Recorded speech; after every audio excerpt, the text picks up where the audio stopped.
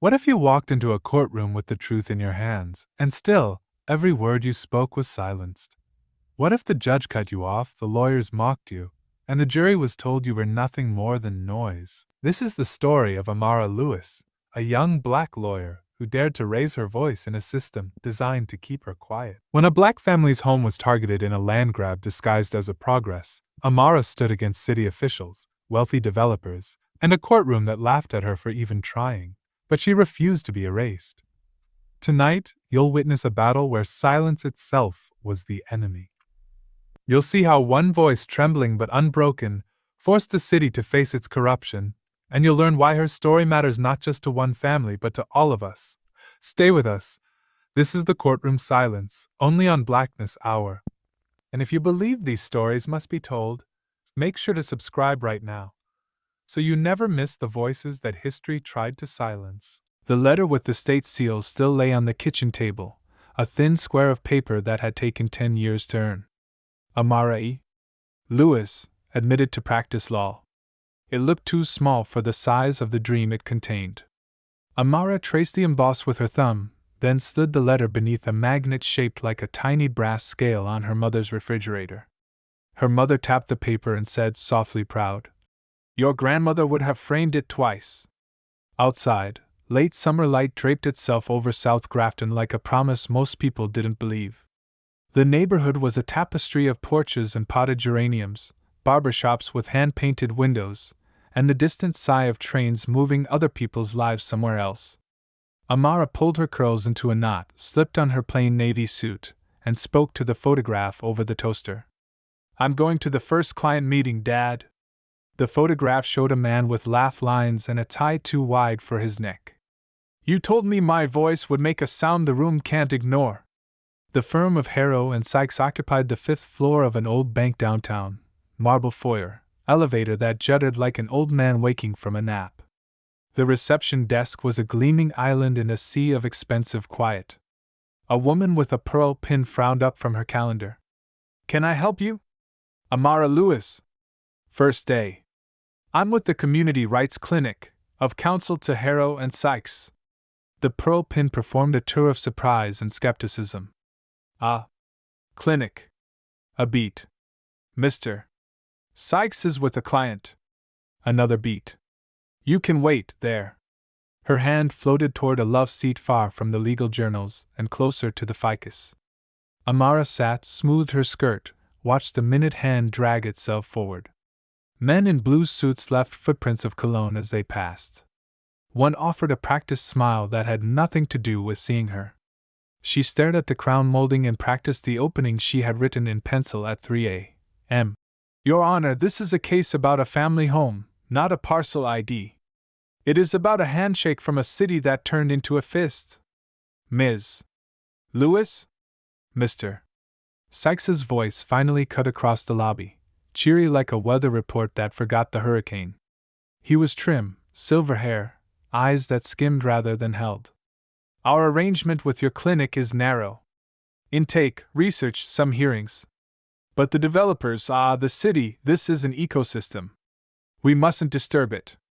I'm here to practice law," Amara said evenly. "Disturbing the ecosystem is the job when the water's poisoned." He smiled like a man filing that line away for later ridicule. "Let's start with your first matter. The Johnsons."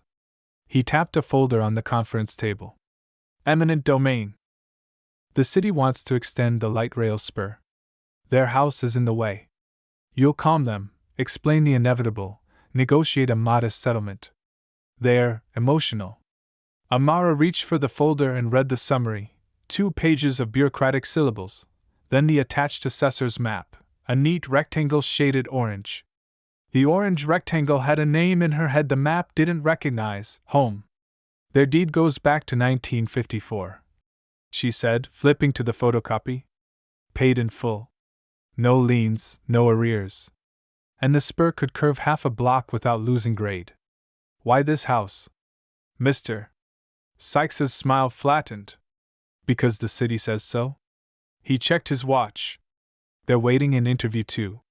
Interview 2 was a room left over from an earlier decade, fluorescent buzz, chairs that protested being sat on, A whiteboard ghosted with old notes. The Johnsons stood when Amara entered, Patricia with a careful blouse buttoned wrong at the top because her hands were shaking, David with a mechanic's knuckles and a Sunday tie that looked like it was choking him. Between them sat a boy of 9 with a Marvel backpack hugged to his chest and eyes that catalogued exits. Ms.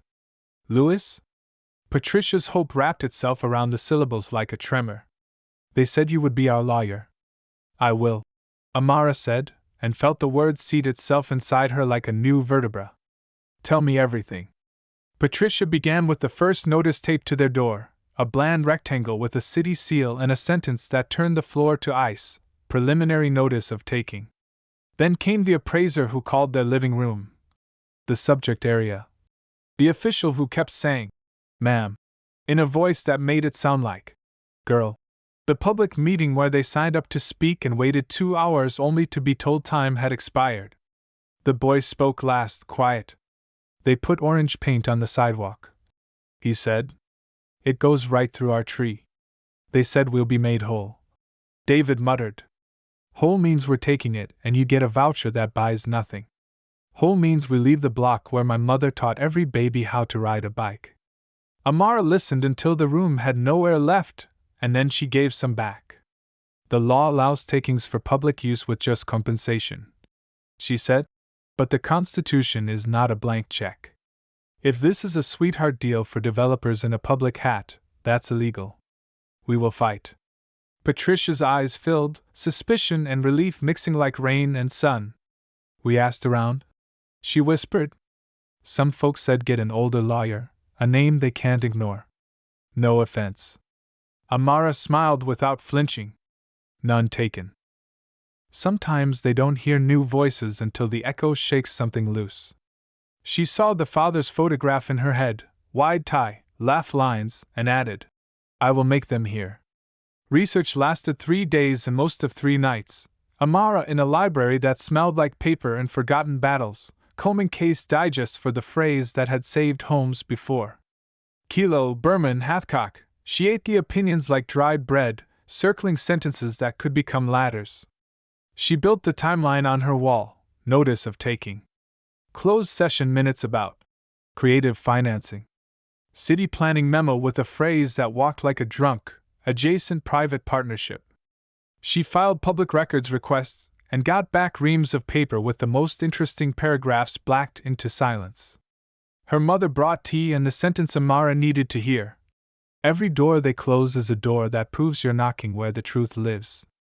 On the 4th morning she spread the file across her mother's kitchen table and thought, it's not just a train. It's a land grab. Developers wrote the first draft. The city is reading it verbatim. The preliminary hearing was set for Friday, Courtroom 3B, Honorable Milo Harrow presiding, the Harrow on the letterhead downstairs, the marble bust in the lobby, the name in gold on law school scholarship plaques. Amara felt the conflict of interest wrap itself around her ankles like seaweed. She said to Mr. Sykes, this judge is your father. Mr. Sykes's smile was winter. Recusal is unnecessary. The court is impartial.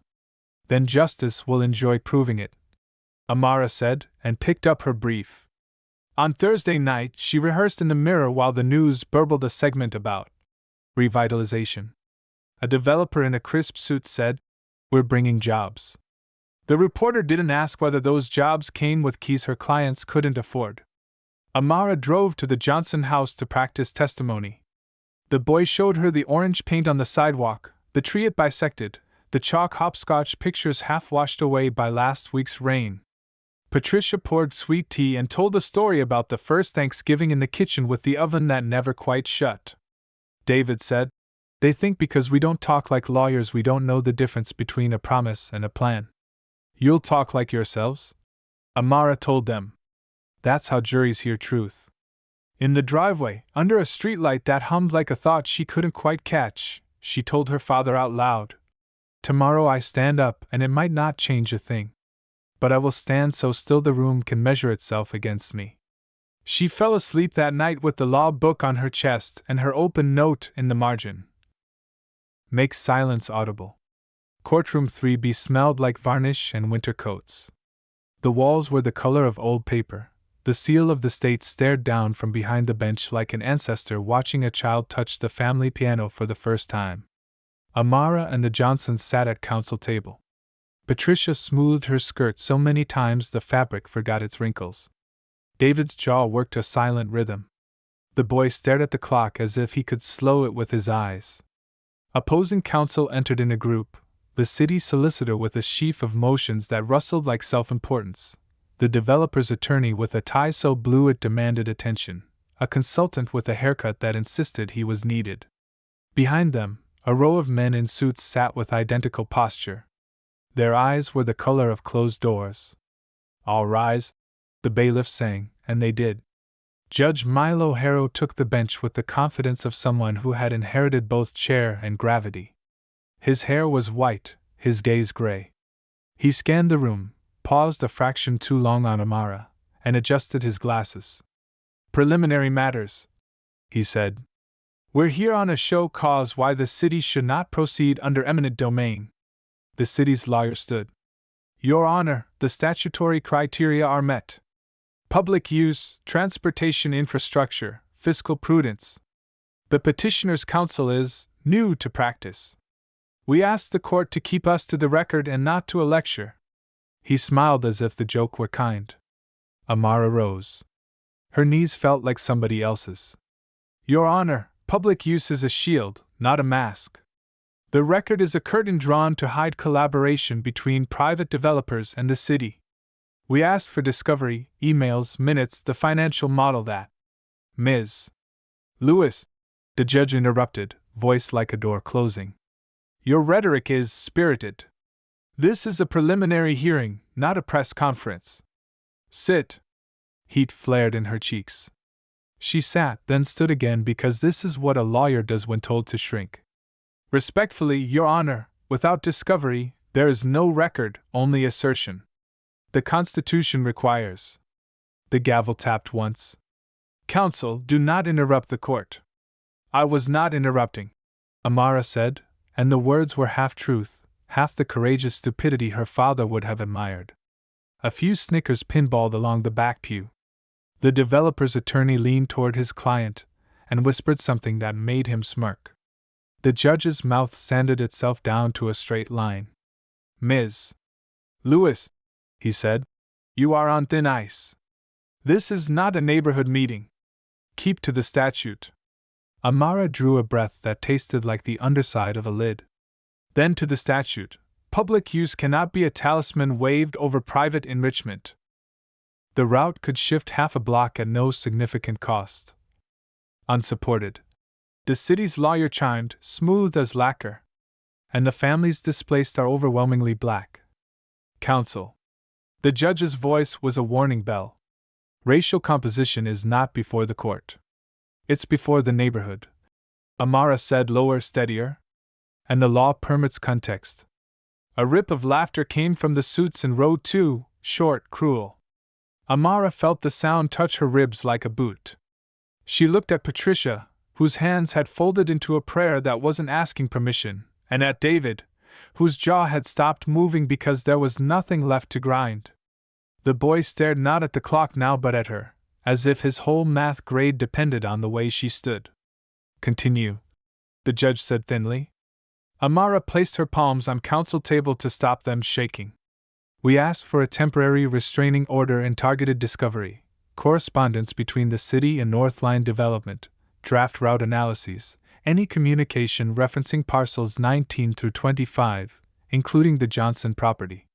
Without this, the court's deference becomes blindfold rather than balance." The developer's attorney rose, offended elegance. "Your Honor, this is theater." Amara turned to him. "If it is, sir, that's only because you've mistaken people's homes for props." A murmur like wind through dry grass moved the gallery. The judge's gavel struck again. "Order." He leaned forward. "Ms. Lewis, if you wish to practice in my court, you will learn to behave like a lawyer and not an advocate on a street corner." A thin smile moved along the defense table. Amara let the insult land and pass through. She stood a fraction taller. With respect, Your Honor, lawyers are advocates on street corners who learn the rules well enough to carry the corner inside. The law does not become less true because it is spoken by a new voice. For a heartbeat, even the fluorescent hums seemed to listen. The judge cleared his throat. On taking the motion under advisement. City, provide the court with route feasibility analyses under seal within 7 days. Ms. Lewis, do not instruct the gallery by insinuation. Further grandstanding will be met with sanctions. The city's lawyer blinked. 7 days had not been in the script. The developer's attorney made a note with a pen that cost more than Amara's monthly groceries. Patricia exhaled so slowly it turned into a tremble.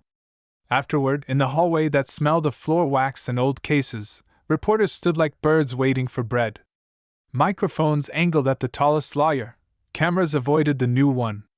The city's counsel said, "We're confident the court will recognize the public need." The developer's man said, "We're bringing jobs."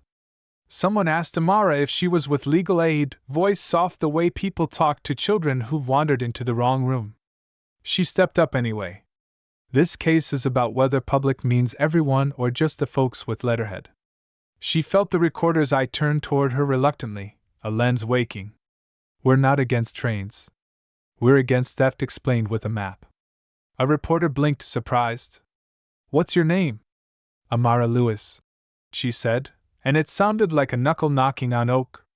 "Counsel for the Johnson family." "Spell it right." She walked the Johnsons to the courthouse steps. Patricia took her hand with both of hers. "When he told you to sit," she whispered, "and you stood up anyway, I felt taller." David nodded. "They heard you. Even when they pretended not to." The boy looked up at her with the grave exhaustion of children who have read the ending first. "Does this mean we keep our house?" "It means we made the silence move," Amara said softly. "Next time, we make it break." They drove away in a rattling Honda whose exhaust wrote a thin gray line the wind erased. Amara sat on the steps a moment longer, the courthouse pillars cold at her back. She stared at her hands. They were steadier now. Her phone buzzed. A number she didn't know. When she answered, a woman's voice came through, low, careful. "Ms. Lewis? I work in the city planning office. I can't talk long. But you should request the memo labeled Alternate Alignment, Community Impact. They hid it in the attachments. It shows they can move the line and chose not to." The woman paused. "Don't say my name." The line clicked dead. Amara stood in the middle of the wide old steps, sun suddenly hot on her face. She thought of the boy's orange sidewalk line and the way the judge's gavel had sounded like a door trying not to hear. She smiled, not relief, not yet. Something sharper. She whispered to her father's photograph in her pocket. "You were right. My voice can make a sound the room can't ignore." Then, to the courthouse, to the echoing lobby, to the elevator with its tired sigh, she said aloud, "We're not done." And the building, old and used to winning, said nothing, because for the first time that day, it had no good answer. The Johnsons' house sat on a block where every stoop had history engraved into its wood, though no plaque announced it. The porch railings bore the fingerprints of decades. The oak tree out front had been a swing set before it was shade. Amara sat at their kitchen table, papers spread like playing cards, while Patricia stirred sugar into tea she forgot to serve. David paced the linoleum. His tie was gone, sleeves rolled up. "Ms. Lewis, I appreciate your fire in there," he said, voice tight. "But we can't afford theater. We need a lawyer who knows the judge, who golfs with the clerk, who can make a phone call and—" He stopped, fists clenching as if the rest of the sentence might break the cabinets. Patricia touched his arm. "David." "No, Pat." His voice cracked. They laughed at her. In open court. Laughed. Our lives are punch lines. Amara felt the heat crawl into her cheeks again. She set her pen down and forced her voice even. "I heard the laughter. I also heard the judge order the city to produce documents they didn't want to show. That wasn't theater. That was progress." David stared at her, jaw trembling. "Progress doesn't stop bulldozers." Silence swallowed the kitchen. Only the boy's quiet scribbling at the table broke it. He was drawing the oak tree, a thick orange line cutting through it. Amara reached over, touched the edge of the paper. "That's why we don't stop," she said. "They win if you believe silence is safer," Patricia whispered. "Safer is already gone." For a moment, Amara wanted to fold too, to admit she was small, that the system had been built to grind her kind of lawyer into filings no one read. But her father's words rang again. "Your silence is what they want. Your voice is what they fear." She leaned forward. "You chose me. Let me prove why." Patricia nodded slowly. David didn't, but he sat down. The next morning, Amara rode the elevator at City Hall, a stack of fresh discovery requests tucked under her arm. She had highlighted "Alternate Alignment, Community Impact" in bold red letters. The clerk at the records office looked at her as if she'd asked for classified war plans. "That file isn't public," he muttered. "It's subject to my request under open records law." Amara replied, calm but firm. His eyes flicked sideways, to a man in a suit waiting by the door. The man's tie was blue, same shade as the developer's counsel. He didn't speak, just smiled thinly, as though reminding her the city had long arms. The clerk stamped received on her request, slower than ink dries. Outside, the street hummed with midday traffic. Amara pulled her phone from her pocket, thumb hovering. She wanted to call her mother, to hear the voice that steadied storms. Instead, she dialed Patricia. "They're stalling," she admitted. "But stalling means they're hiding something worth the time." Patricia exhaled on the line, the sound like a prayer wrung out of cloth. "We'll hold." By the week's end, Amara was back in Courtroom 3B for a procedural hearing. The defense table gleamed with suits and cufflinks, men who never doubted their right to belong. At her table, only one client could take time off work to be there, David, stiff-backed, eyes shadowed. When Amara rose to argue a motion to compel documents, the city's lawyer interrupted before she finished her second sentence. "Your Honor, opposing counsel is once again fishing." The judge adjusted his glasses, gaze heavy on her. "Ms. Lewis, narrow your motion." Amara swallowed the lump in her throat. "I've narrowed it, Your Honor, to one document that." "Counsel." His voice was a gavel without wood. "Do not test the court's patience." Laughter snickered from the developer's row again. Something in Amara broke past fear. She lifted her voice, clear and steady. "Every laugh in this courtroom is another brick on the wall you're pretending isn't here. But walls don't erase deeds. They don't erase 50 years of taxes paid, or children raised under roofs now called parcels. The Johnsons are not fishing. They are drowning. And the law is supposed to be the rope." The silence that followed was jagged. Even the judge's pen froze. David looked at her with new eyes. Not certainty, but less doubt. The judge cleared his throat. "Motion taken under advisement." He banged his gavel as if to end more than just the hearing. Outside, on the courthouse steps, Amara's phone buzzed. A blocked number again. The same woman's voice whispered, urgent. "Check the Planning Commission's minutes from March. Page 7. They slipped the word partnership in. It's the crack in the wall." Then the line died. Amara lowered the phone, heartbeat a drum. She looked at the courthouse pillars, at David standing beside her with fists unclenched. For the first time, she felt it. The silence wasn't impenetrable. It had hairline fractures. And her voice was the wedge. The Planning Commission's minutes weren't on the city website, at least not the version Amara needed. Page 7 had been scrubbed clean, replaced with generic language about community engagement. But Amara had learned already that silence always leaves an echo. She drove across town to the records office housed in a brick annex that smelled of dust and resignation. The clerk, an older black man with glasses sliding down his nose, looked at her request form and then at her eyes. Something unspoken passed between them. Without a word, he disappeared into the back. When he returned, he carried a worn leather binder. "Don't say I gave you this," he murmured. "It's the unedited draft." Amara flipped to page 7. Her breath hitched. Item 14, Partnership with Northline Development, pending acquisition of parcels 19 to 25. There it was, proof that the city had aligned itself with a private developer long before the public use excuse. And the Johnsons' house sat squarely in parcel 21. Her pulse roared. She photocopied the page, slid it into her briefcase like contraband. The clerk gave her a look of quiet solidarity. Careful, young lady. Folks who shine light in dark places often get burned. That night, Amara spread the papers across her living room floor. The evidence formed a map of betrayal, notices, memos, and now the commission minutes. She photographed everything twice, backed it up on a flash drive, and tucked the originals in a folder labeled "To Survive Fire." Her phone buzzed again. Unknown number.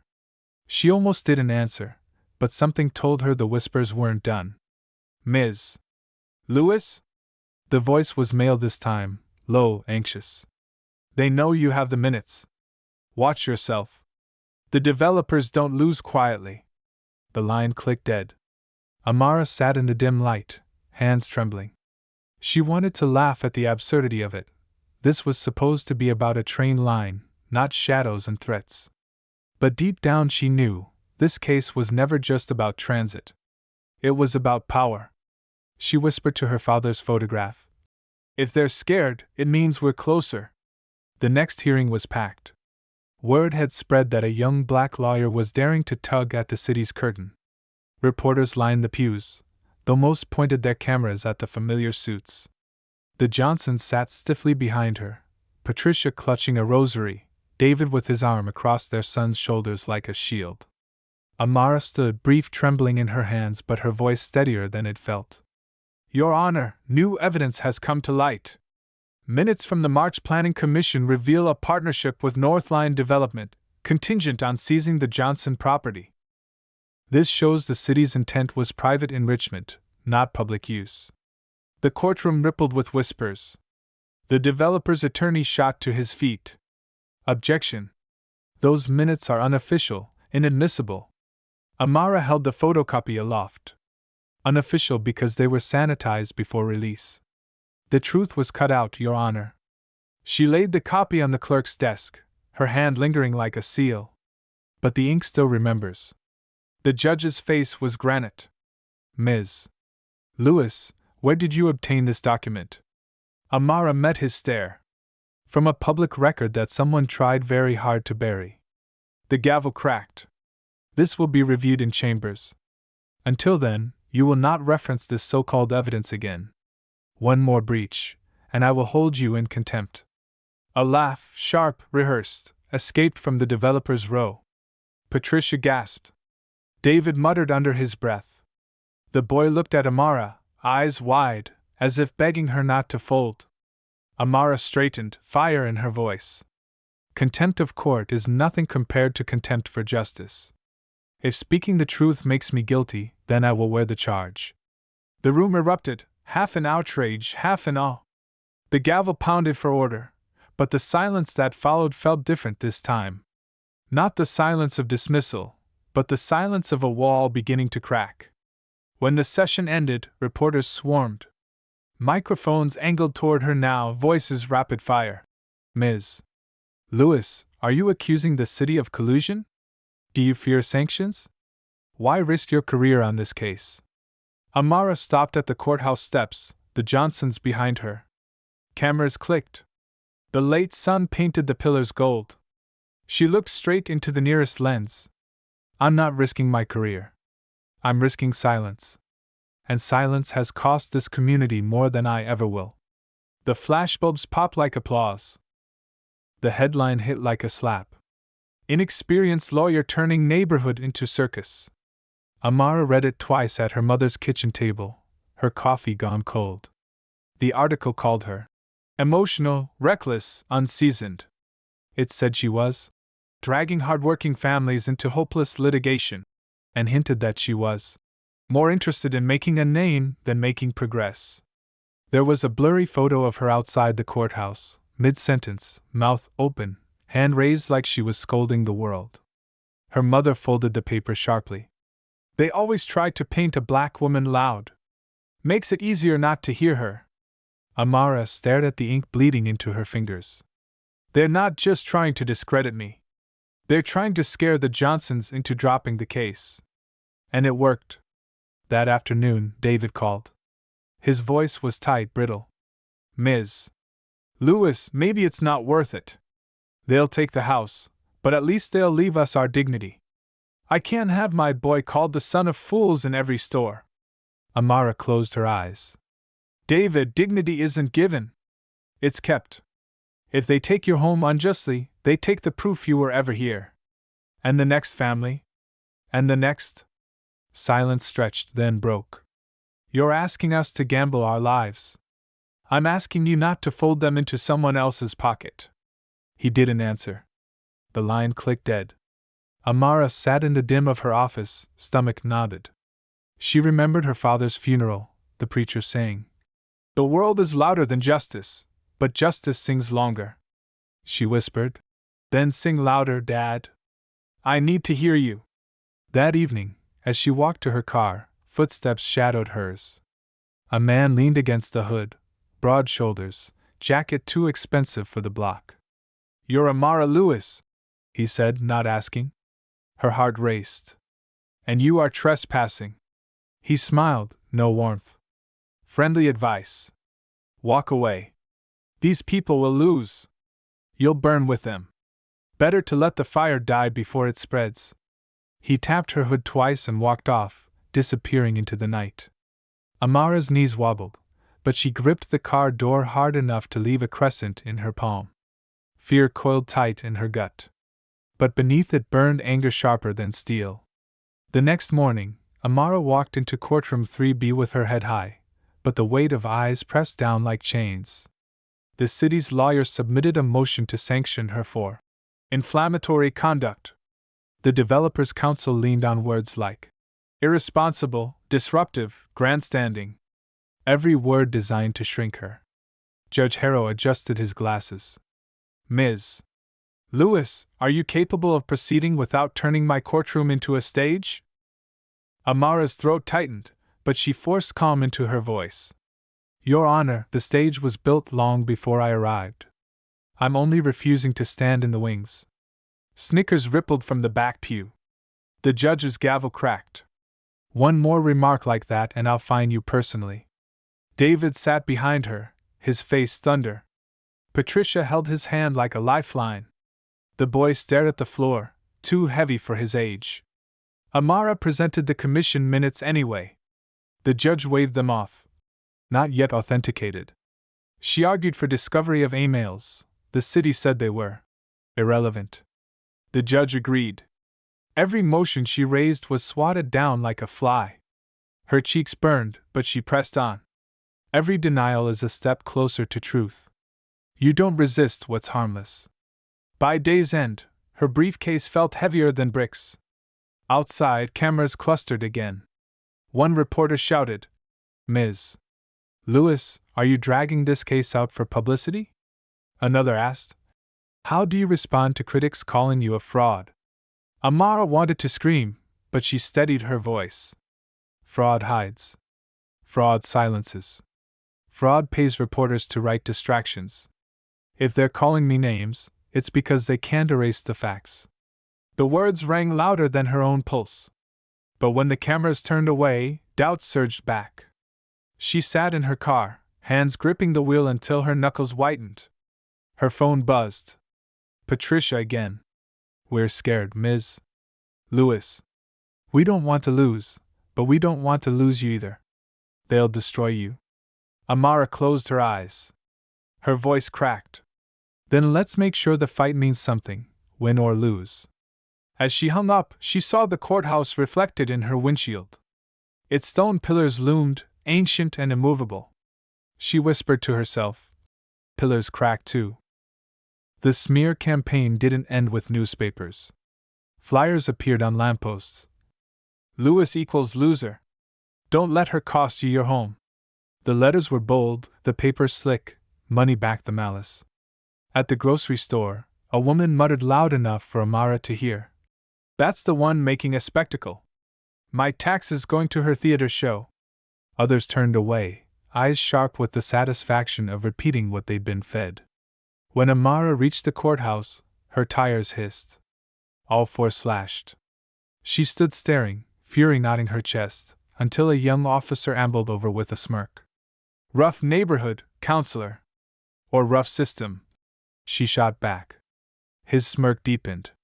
That night she returned to her mother's house on foot, briefcase cutting into her palm. She spread papers across the dining table until it looked like a battlefield. Motions denied, records missing, evidence redacted to black rectangles. Her mother placed a steaming mug beside her. You're burning the candle and the wick both, she murmured. Amara rubbed her temples. Every door slams. Every word I say gets erased. It's like screaming underwater. Her mother touched her shoulder. Water carries sound farther than air. The next morning, she dragged herself to the legal aid office, hoping for encouragement. Instead, she found betrayal. One of her colleagues, a black paralegal she trusted, avoided her eyes. What's wrong? She asked. He sighed, sliding a paper across the desk. It was a memo, unsigned, but clear. Someone in the office had advised Sykes that Amara was becoming a liability. Her stomach dropped. You sold me out? He flinched. I've got a family, Amara. They promise funding cuts if we keep backing you. I didn't want. She shoved the paper back, voice low and burning. They already cut us when they cut our voices. You just helped them sharpen the knife. The following week, a storm battered the city. Rain lashed courthouse windows as Amara prepared to argue again. She carried her briefcase like armor, soaked to the bone, but inside it was the file that could change everything. It had come from an anonymous envelope slipped under her door, photocopied emails, city letterhead intact. She read them until her eyes blurred. One line burned through the rest. Ensure parcels 19 to 25 are transferred by June. Northline will cover campaign contributions in exchange. A bribe. In plain text. In Courtroom 3B, she laid the papers on the table, careful, deliberate. Your Honor, new evidence demonstrates direct coordination between city officials and Northline development, including financial promises tied to this seizure. Gasps shivered through the gallery. The city's lawyer shot up. Forgery! Anonymous documents have no place here. The developer's attorney added. If Ms. Lewis continues this charade, we'll move for disbarment. Amara lifted her chin. Forgery can be tested. So can signatures, so can metadata. What cannot be faked is the truth of what these families have endured. They've been treated as obstacles, not citizens. This paper only confirms the rot. The judge's gavel thundered. Enough! Ms. Lewis, one more stunt and you will face sanctions. But the room had changed. Reporters scribbled furiously. Camera flashes lit the chamber like lightning. Patricia's hand gripped David's so tightly their knuckles went white. The boy whispered something Amara couldn't hear, but the look in his eyes was clear, don't stop. After adjournment, as Amara left through the rain-soaked steps, microphones swarmed again. One reporter's voice cut through. Ms. Lewis, are you claiming bribery at City Hall? Amara paused, rain dripping from her curls, thunder cracking overhead. She stared into the nearest lens. I'm not claiming, she said. I'm proving. The clip would air on every evening broadcast. For the first time, the laughter was drowned by outrage. The article landed like a knife. Lewis fabricates evidence, rookie lawyer in hot water. The photograph was grainy, a freeze frame of Amara mid-blink, making her look untrustworthy. The piece quoted anonymous city officials, calling her desperate and dishonest. The reporter even hinted that she had violated ethics rules by presenting documents of dubious origin. Her phone buzzed nonstop, messages from colleagues, some supportive, others warning her to step back. The clinic director finally called, voice heavy. Amara, donors are nervous. They're threatening to pull funding. You're putting us in danger. So what do you suggest? She asked coldly. Negotiate. Tell the Johnsons to accept compensation and walk away. She hung up without replying. That night, her apartment felt like a cage. Rain streaked the window. Her mother called, voice trembling. Baby, I saw the news. People are saying terrible things. I need to know you're safe. I'm safe, Amara lied. A sound at the door made her freeze, the creak of paper sliding beneath it. She picked it up, a single sheet, typed in block letters. Drop the case or lose more than your job. Her hands shook, but her jaw clenched. She crumpled the paper and tossed it into the sink, lighting a match. As the words curled to ash, she whispered, You can't burn me down with fire I already live in. But when she lay in bed, the threat echoed in the dark. The next hearing was brutal. The city's attorney strode in with swagger, holding a forensic report. The anonymous emails Amara presented were unverified. Without metadata, the judge ruled them inadmissible, at least for now. Ms. Lewis, the judge intoned, your recklessness is undermining your client's case. You tread close to contempt. This court will not tolerate stunts. The developer's attorney smirked. Perhaps Ms. Lewis needs a refresher on legal ethics. Laughter snickered again from the suits in the back row. Patricia squeezed her husband's hand, eyes wide with fear. David muttered, We're losing. The boy stared at the floor, silent. Amara's throat tightened. She tried to speak, but the words tangled, heavy as chains. Your Honor, the Johnsons deserve. The gavel slammed. Enough! Sit down.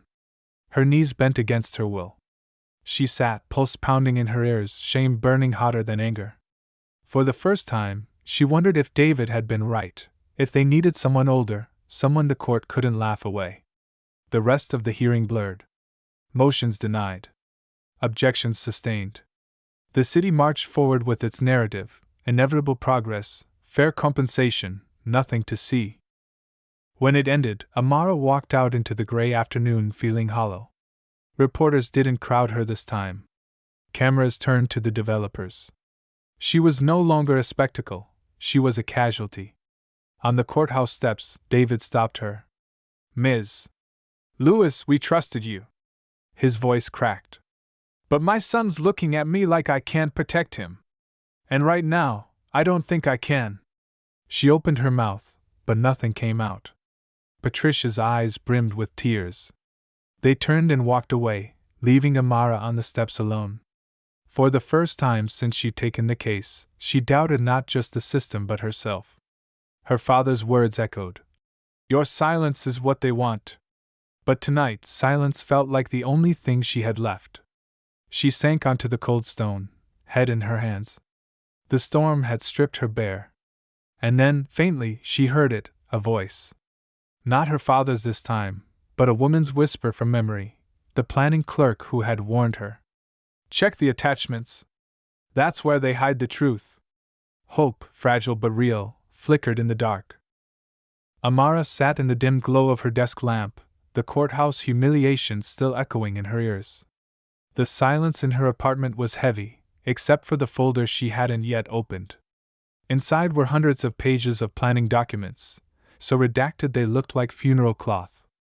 She remembered the whisper. Check the attachments. That's where they hide the truth. Her hands shook as she scrolled through the electronic files on her battered laptop. Dozens of PDFs, most blank or filled with jargon. But one stood out, alt-alignment _notes _v3.pdf. She clicked.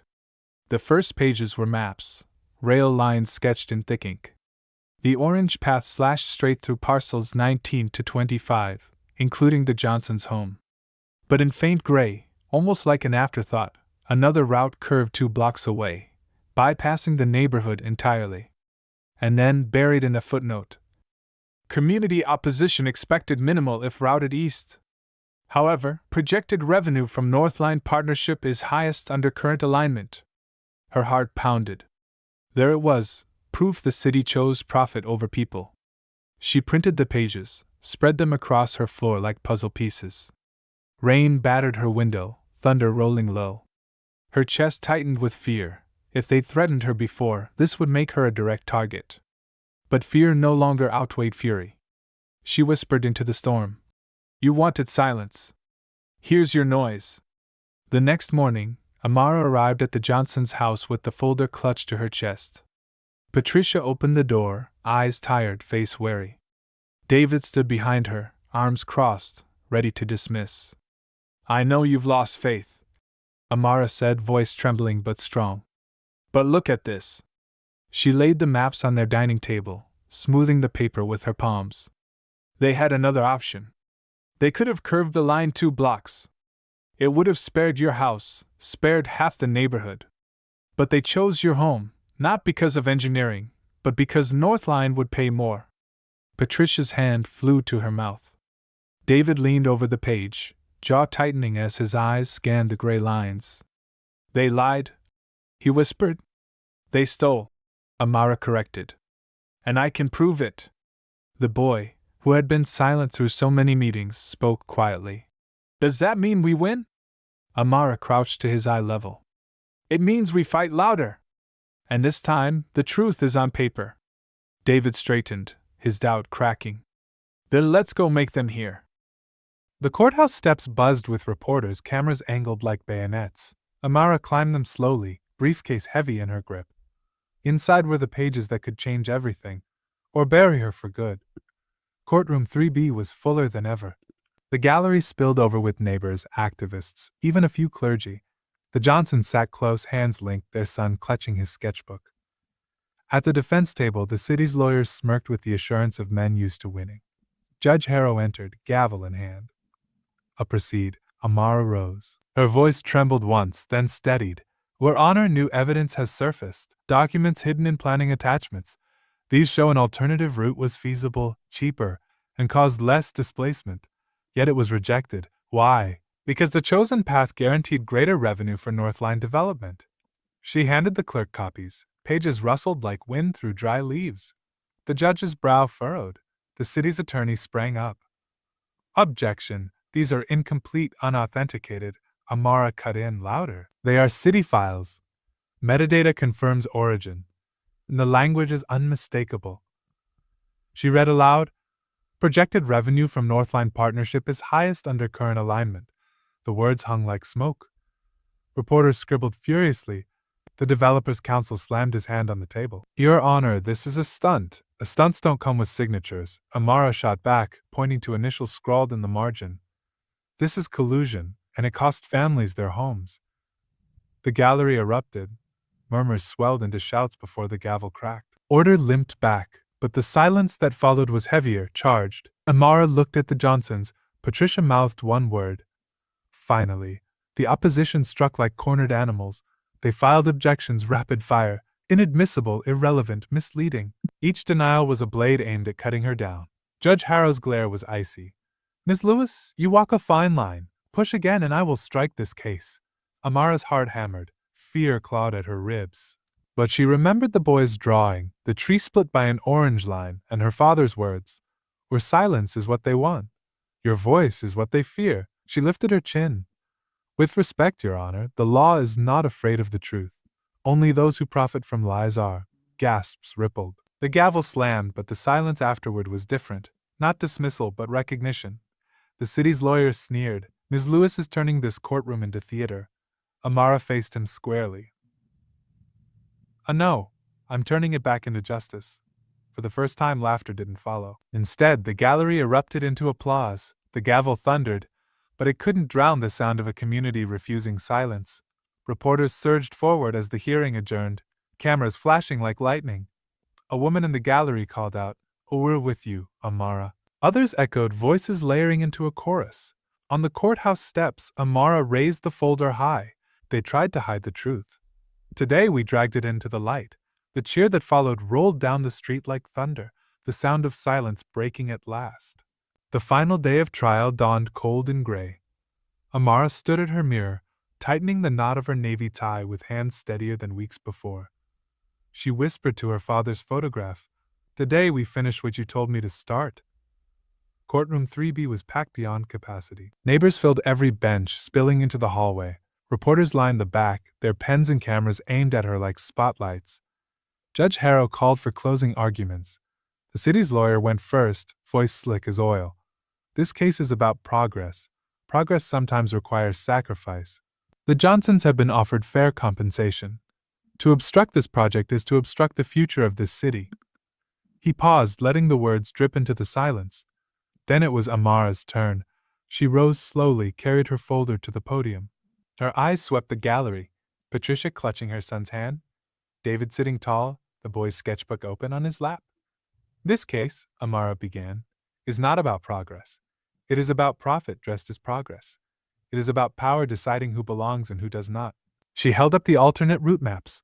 Here is proof the city had a choice, a path that spared families, cost less, and served the same purpose. But it was ignored. Why? Because the developers paid more. The Johnsons were not in the way of progress. They were in the way of greed. Her voice grew stronger, steady as steel. The law is meant to protect the people, not bury them beneath concrete. If we allow this, then no home is safe, no deed secure, no family untouchable. This case is not just about one house. It is about whether justice has a voice. The courtroom held its breath. Amara's words hung like a bell, impossible to unhear. Judge Harrow cleared his throat, eyes unreadable. A jury, you have your instructions. Deliberate. The jury filed out. The room exhaled. Minutes ticked by like hours. Amara gripped the podium, whispering, "Let them hear." The jury returned faster than anyone expected. 12 faces filed in, solemn. The forewoman stood, paper trembling in her hand. In the matter of Johnson v. City of Grafton, we find in favor of the plaintiffs. Patricia gasped, tears spilling. David pulled her into his arms. Their son shouted, "We won!" before burying his face in his mother's blouse. The gallery erupted, cheers, clapping, voices rising like a choir. The gavel thundered, but the sound was swallowed by joy. Amara closed her eyes, exhaling the weight of weeks. Her knees nearly buckled, but strength surged up from somewhere deeper than exhaustion. Outside, on the courthouse steps, the crowd swarmed. Microphones pressed forward. A reporter shouted, "And Ms. Lewis, what does this verdict mean?" She lifted her chin, voice steady. "It means silence lost. It means the law still belongs to the people. And it means the Johnsons get to stay in the home they built with their own hands." The crowd roared. The Johnsons stood beside her, Patricia clutching Amara's hand, David nodding with quiet pride. As the sun dipped low, Amara slipped the boy's sketch into her briefcase, the oak tree with the orange line running through it. She smiled at him. "We'll redraw it. Without the line," he grinned. "Can I make it a treehouse?" "Make it anything you want," she said. That night, back at her mother's kitchen, Amara pinned the verdict to the refrigerator beside her law license. 2 papers, one that gave her the right to speak, the other that proved she had been heard. She whispered to her father's photograph, "We broke the silence." And the house, the street, the whole neighborhood seemed to exhale, like walls that had held their breath too long. When the jury spoke, it wasn't just a verdict for the Johnson family. It was a verdict against silence, against corruption, against a system that thought truth could be buried beneath paperwork and power. Amara Lewis walked into that courtroom mocked as inexperienced. She walked out with something greater than a win. She walked out having proved that a voice, no matter how small, can break through walls built to keep it quiet. The Monarch Theater of Clara Evans had its stage. The Johnson family had their home. And Amara had her echo, a reminder that courage isn't the absence of fear, but the refusal to bow when silence is demanded. This has been the Courtroom's silence on Blackness Hour.